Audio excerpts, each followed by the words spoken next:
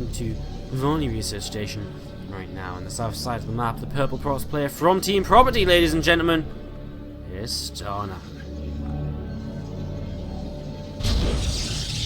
the north side of the map, we have our red Zerg player from Dead Pixels, representing Dignitas Dead Pixels here in the SE2ITL Season 4. In the red, it's true. Extractor trick in here and sending out an SCV scout to begin the game. Just wants to make super sure he's going to be safe early on, not die to any early cannon rush or anything like that. And probably thinking in his mind that if he can hold off any early aggression, he's probably going to stand a pretty decent chance at the later stages of the game. So I imagine that is probably his current mindset as this drone heads across the map, and we'll look to see what it can find. Of course, there is always that possibility to hatch block your opponent if you do see a Nexus first coming in, which does seem to be the case right now from StarNaN, and you can see him immediately pull 2 probes down towards this natural expansion, where he will look to stop the hatchery block from coming in. But of course, True is going to dance around, and he's going to try and sneak it in there if he can. He needs to be careful though, as StarNaN, as he leaves one probe there to build the Nexus, but the drone comes back in. He tries to get it down just there, but good blocking so far by a Pros player.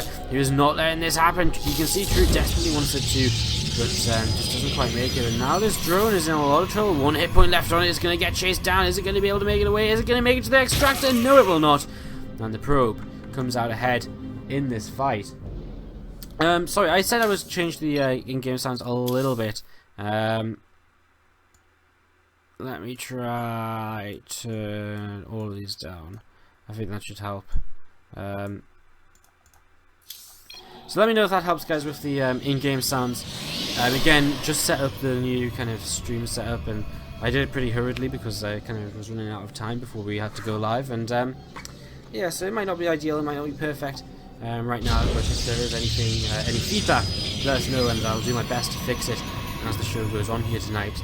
If we move over to True side of the map, though, he is still going for something interesting, despite not getting that hatchery block down in his opponent's natural.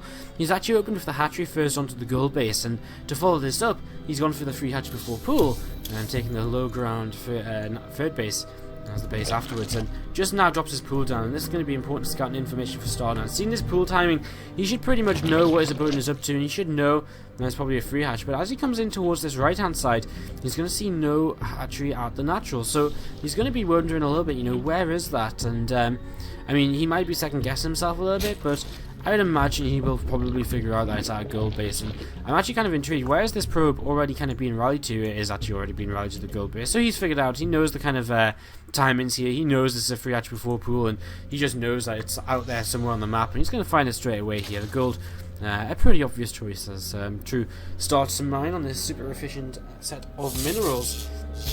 Of course, I mean, we've actually seen Zerg players start doing this a lot.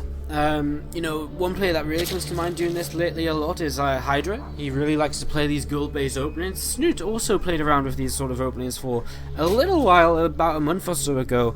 I'm not really sure how he's still approaching the matchup now, but gold base openings have definitely been something which have been experimented with a lot lately by Zerg players against Protoss, and it's very interesting to see how the Protoss players decide to respond. Here, StarNaN, he decides to get a very early Zealot. I do believe he's actually he did cancel his Stalker, so he's getting a Sentry and a Mothership Core out as well now. And we'll just look to apply some pressure on this third base, try and pick off a drone or two, pick away at the Queen, and you know, just whatever you can do, the better. As this drone, no, the probe is blocking the Queen from getting away there, and is helping the Zealot really do the damage it needs to do. Queen will just about make it towards that mineral line though, and that's all it needed to do, as it just needed the ability for the drones to surround should the Zealot overcommit. So Queen stays alive, which is the important part here for True, and I mean, again, StarNaN will just be putting on some light pressure with this Zealot Mothership Core, but isn't really expecting to gain too much.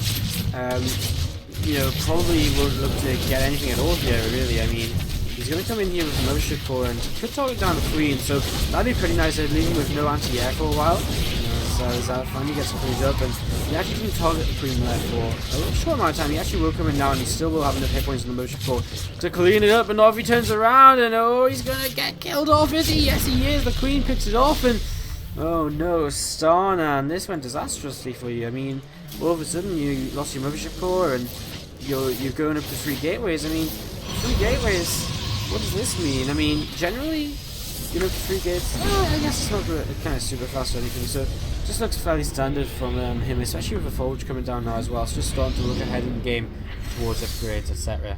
So, so yeah, Mothership Core just going to be moving forward here to see any Azergo's attempting to run up this ramp at any point. Game sound is still a bit loud. Let me just try and keep tweaking it down here, guys. I mean, again, I really have no idea what the correct value is going to be. So again, I just turned it down a little bit more. If you can continue to give feedback, it's much appreciated, and hopefully sometime soon we'll get it right. I was trying to test it before we went live, but well, I mean, there's only so much testing you can do, and I guess the thing where I was so sick of starting local recording and going test 1 2 3 1 2 3, and just decided to just go for it because it kind of sounded okay. Tomorrow I should have a lot more time to set up the stream properly and get things set up. It's a bit of an awkward setup actually. I didn't think it was going to be so awkward. I think the main issue is I don't really have a large second screen, so my second screen's kind of small and everything's kind of cluttered up on it, which isn't really annoying. It isn't really kind of detrimental. It's just kind of a quality of life thing, right? You know, it's one of that. It's like a first world problem. Oh, the second screen's not big enough to help to kind of hold my XSplit and stream chat. Like, very minor issue here really is. The sacrifice and overlord, he has been in towards this natural. He saw the main base earlier and didn't really see anything. He now saw this road facility starting up, or the road bay, and he did see that forge though. So I mean, generally seeing a forge can give you a pretty good idea about. Oh no, he didn't! Wow. So True actually didn't see that forge as well. I guess the overlord maybe came in from this sort of position here over to there. Not seeing that forge, not seeing anything kind of sucks for him. He has no idea what's going on at all. And you can see right now he's just starting up kind of anything he can. Road speed, burrow coming in as well. We see +1 missile attacks come in while going to an infestation pit. I imagine he's going to want to go, well, I don't know, I guess maybe Viper something combo, or alternatively he could just surprise us all and maybe just, yeah, I don't know, make some swarm hunts. A little bit of pressure coming towards here now as this Immortal is going to be pretty useful for StarNaN to turn it away. And True, not really able to get any damage done right now. He's taking a 4th base to his left hand side, and this is definitely something which you know, as this game goes on, this looks more and more like what Split was doing back at WCS Season Finals. I believe it was the map, this map against Showtime, who did this. Go up to 4 bases, 5 bases for a long time, and it was a very long game, and he never took his natural expansion. It was a very weird game to witness. There's Hive coming up here for True, so going to be heading into further attacks, and again for now, looking as though it's most likely just going to be for those Vipers. As for an overcharge is popped, as we're just trying to come in the left hand side of this middle line, and we're going to be able to take down, I think it was a gateway there that they took down. They're just going to commit themselves in, and they're going to be able to get themselves into the pile here at least. So I mean, this is nice, just some little bits of just small amounts of aggression as he kind of lines up with everything else just outside the range of his spawn overcharge, ready to maybe pounce on a move from StarNaN, a move which is, which he's well anticipated, because if StarNaN moves out now, first of all he'll waste a lot of his force energy on his own side of the map, and by the time, if he fights now and trades, by the time he makes it across the map to kind of counter, True will have already kind of remade, and the force will be messed up here by StarNaN. Effectively signals in, but with 2 Colossi, it's still quite hard to really bring in the damage that you need to. But as we'll still start to run out, we'll see there's Zoclair able to start kind of swarming in here a little bit more. We do see Vipers on the way now as well, and that is something StarNaN going to have to react to here. In the fairly near future, I mean, Temple Archives would be ideal. Get some feedbacks down and just fend away those Vipers. The kind of the never-ending dance between Vipers and Templars is always kind of really fun thing to watch. It's kind of very similar to Ghost Templar, the dance between who's going to feedback and who's going to snipe first. As Roach once again counter-attacking into this third base. So again, just exploiting weaknesses here. True just finding ways to catch his opponent off guard, and now he's actually going to come in from a well, it looks as though he's coming in for a couple of angles, but decided against it. But he's going to take a lot of damage in the process. Burrows a few roaches away from there as more units continue to be added in. And, well, StarNaN is holding on, and that is the main thing he needs to do right now. The longer he holds on, the better this will get for him as he builds up a more expensive, higher tech army. If he can just hold on and not lose his tech units, which he isn't doing, he's on 4 Colossi right now, which is going to be very hard for StarNaN, for True to deal with. But he does have those Vipers somewhere nearby, or he will do soon. And those Vipers are really going to be making the difference when it comes to kind of whittling down this army, taking down the, being able to take down the Colossi. With the abducts is going to kind of be the major factor here, which we're going to have to be looking out for. Again, Russia's in towards the back of this third base and just picking off wherever they can. No counters coming down over here, and there's a lot of lost resources on a couple of cannons or so, which I believe we're warping in. So, getting into the manure line again, and just more and more worker damage being done here. True just continue to pick away at StarNaN. Work count is equal, 62 to 62, but whatever damage he does, this has to be kind of built up again by StarNaN. Only 13 workers killed. I really thought it would be more in this game, as Roach is coming from the right hand side once again against these 4 Colossi. What can they really hope to achieve as Blinding Cloud comes down and actually forces 2 of the Templar to walk into the Roaches of his opponent and abducts on one of the Colossi, now leaving 3 Colossi remain, but kind of stuck in a Blinding Cloud.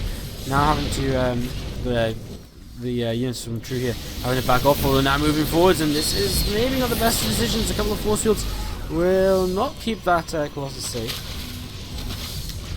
which is a little bit unfortunate. Again, Roach is back into towards the kind of the back of the third base here, and StarNaN just being pulled apart left, right, and centres. So Roach is trying to sneak in towards the main, and he's just pulling more over towards the left again, just hoping to try and do whatever damage he can, and just hope his opponent cannot respond well enough by splitting up his units. You know, in such a way that he can defend all locations at the same time. These Roaches just continue to do so much at the back of this third base right now, and just continue to pick up workers. How many workers are killed? Only 21 still. I really just feel as though it should be so many more after seeing those Roaches just continually pick away at that mineral line for kind of, what, the 4th, 5th time of the game. Coming in once again here now, and True.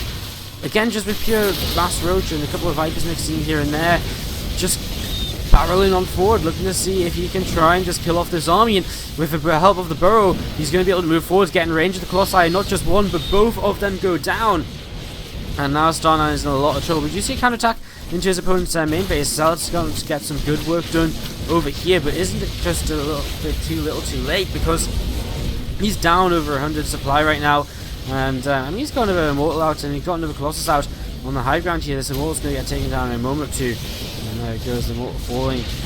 So these Roaches continue to pick away at the third base as more units stream in towards the main. And again, just a couple of Burrowed Roaches here and there, just going to continue to harass and continue to try and pull StarNaN apart here. As, I mean, I think StarNaN is just completely overrun. I'm not sure if there's anything to do. You can doesn't even get to yoink the Colossus there. Goes down before that is necessary, and I mean, is this just game? Because, yeah, well, okay, yes it is. Because True's just in his base, so I guess, I mean, what else can you really do if True's in your base?